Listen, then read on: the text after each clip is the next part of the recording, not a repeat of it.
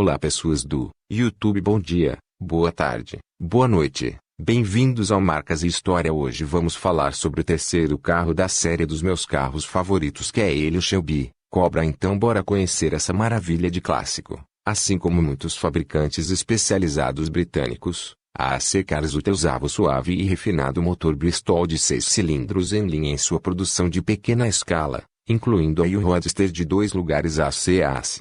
Sua carroceria era construída à mão com chassi tubular de aço, e os painéis da carroceria eram de alumínio moldados com uma roda inglesa. O motor era um projeto da BMW do período pré-guerra, considerado ultrapassado na década de 1960. A Bristol decidiu descontinuar esse motor em 1961, passando a utilizar motores XV313 SID, 5,1 L, V8. A AC passou a utilizar os motores 2,6 litros do Ford Zephyr em seus carros. Em setembro de 1961, Shelby escreveu à AC solicitando um carro construído sob medida para aceitar um motor V8. A AC aceitou a encomenda, contanto que um motor adequado fosse providenciado. Primeiro Shelby procurou a Chevrolet em busca de fornecimento de motores, mas temendo competição com o Corvette eles se recusaram. A Ford, entretanto, desejava um carro para competir com o Corvette, e por acaso possuía um novíssimo motor de bloco pequeno adequado a tal propósito, o motor Ford Windsor de 4,2 L de ferro fundido, preparado para alta performance. Em janeiro de 1962 mecânicos da AC Cars em Thames-Ditton, Surrey, instalaram no chassis protótipos CSX 2001 o motor Ford V8. Após testes e modificações, o motor e transmissão foram removidos e o chassis foi enviado para Shelby em Los Angeles em 2 de fevereiro de 1962. Sua equipe o equipou com motor e transmissão em menos de 8 horas e começou a testá-lo nas ruas.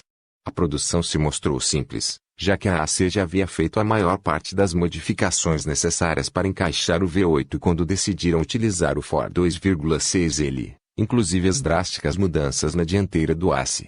A modificação mais importante foi instalar um diferencial traseiro mais forte para lidar com a potência aumentada. Uma unidade Salisbury 4U com discos de freio internos, para reduzir peso não suspenso, foi escolhida em detrimento do antigo. O novo diferencial era o mesmo que equipava o Jaguar E-Type. Na versão de produção, os freios internos voltaram para as rodas para cortar custos. A única modificação na dianteira do primeiro Cobra em relação ao AC 2,6 L foi a caixa de direção, que foi movida para trás para acomodar o largo motor V8. Os primeiros 75 Cobra Mark I, incluindo o protótipo, foi equipado com o motor de 4,2 L. Os 51 Mark I restantes receberam uma versão maior do motor Ford Windsor, a de 4,7 L V8. No final de 1962 Alan Turner, engenheiro-chefe da AC, realizou uma grande mudança na dianteira do carro, e conseguiu equipá-la com direção de pinhão e cremalheira, mantendo a suspensão por lâminas transversas. O novo carro entrou em produção em 1963 e foi chamado de Mark II. Os braços de direção vieram do MGB enquanto a nova coluna de direção veio do Fusca. Cerca de 528 Cobras Mark II foram produzidos até o verão de 1965. Em 1963 o Cobra começou a perder sua supremacia nas corridas. Shelby tentou equipá-lo com o motor Ford Engine de 390 polegadas cúbicas. Camilles dirigiu um Mark II com esse motor, e declarou-o virtualmente impossível de dirigir, chamando-o de cocô. Um novo chassi foi desenvolvido e chamado de Mark III. Blue AC Cobra 427 SID.JPG. O novo carro foi projetado em cooperação com a Ford em Detroit. Um novo chassi foi construído utilizando tubos de 4 polegadas, ao invés de 3, e suspensão por molas. O novo carro também tinha paralamas mais largos e uma entrada de ar maior para o radiador. Foi equipado com o motor Ford 427D, 7.0 L, com 425 CV, que fornecia uma velocidade máxima de 262 km por hora, no modelo convencional, e 485 CV e 180 milhas por hora no modelo de competição.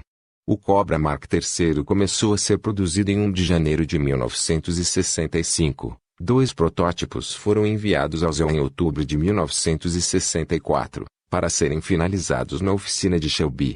Embora fossem automóveis impressionantes, o carro foi um fracasso financeiro e não vendeu bem.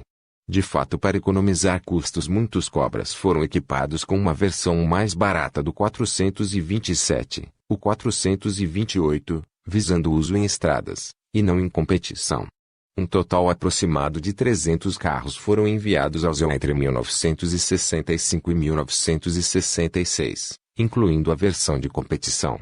27 carros foram vendidos na Europa com motor mais potente e paralamas mais estreitos, referidos como AC289. Infelizmente o Mark III não foi homologado em 1965, e o time Shelby não correu com eles. Entretanto, muitos foram utilizados por independentes, vencendo várias corridas por toda a década de 1970. Curiosamente, 31 carros de competição não vendidos foram despreparados e vendidos como versões de rua, e nomeados S, C, Semi-Competition, Semi-Competição. Hoje eles são as versões mais raras e mais valiosas, podendo ser vendidos por mais de $1,5 milhão. O AC427 tinha 1,372 mm de bitola dianteira e 1,346 mm de bitola traseira. Seu tanque de combustível tinha capacidade para 18 galões. 2. Os AC Cobras tiveram uma longa carreira nas pistas. Shelby queria construir um Pega Corvette, e com quase 500 kg a menos do que o Chevrolet Corvette, o leve carro foi exatamente isso. O Cobra foi talvez bem-sucedido demais como carro esporte, e conta-se que contribuiu para a implementação de limites de velocidade no Reino Unido. Um AC Cobra Coupe atingiu 185 milhas por hora na rodovia M em 1964, dirigido por Jacques Sears e Peter Bolton durante testes de desempenho antes da prova de 24 horas de Le Mans daquele ano. 3. Entretanto, membros do governo citaram a maior taxa de acidentes com morte no início da década de 1960 como motivo principal, e as peripécias da AC Cars apenas destacaram esse risco.